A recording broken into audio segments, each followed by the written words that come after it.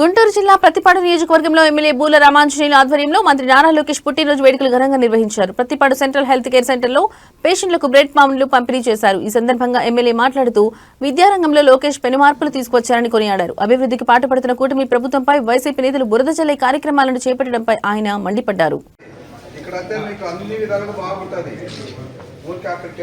నారా లోకేష్ బాబు గారి నాయకత్వం, నారా లోకేష్ బాబు గారి నాయకత్వం.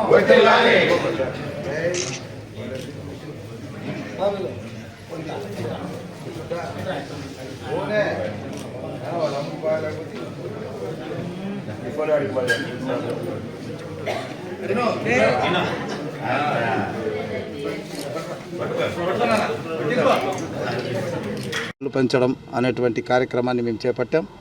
అదేవిధంగా నందిపాడులో అన్నదాన కార్యక్రమం, పిల్లలకు పుస్తకాలు ఇవ్వడం, మరి అదేవిధంగా కాకుమాండ్లో అన్నదాన కార్యక్రమం, మరి పుస్తకాలు ఇవ్వడం, ఇలాంటివి ప్రజాహితమైనటువంటి కార్యక్రమాలు. గుంటూరులో అయితే 9 స్కూళ్ళలో, గవర్నమెంట్ స్కూల్లో వాటర్ ప్లాంట్లు ఏర్పాటు చేశాం. సో నారా లోకేష్ బాబు గారు ఈ రాష్ట్రానికి నాయకత్వం వహించే దిశగా అడుగులు వేయాలని, ఆయన నిండుగా 100 ఏళ్ళు సంతోషంగా నాయకత్వ పటిమతో ముందుకు వెళ్ళాలని ప్రజలందరూ ఆకాంక్షిస్తున్నారు. సో వారందరూ కూడా ఈరోజు ఆయన్ని ఆశీర్వదిస్తున్నారు.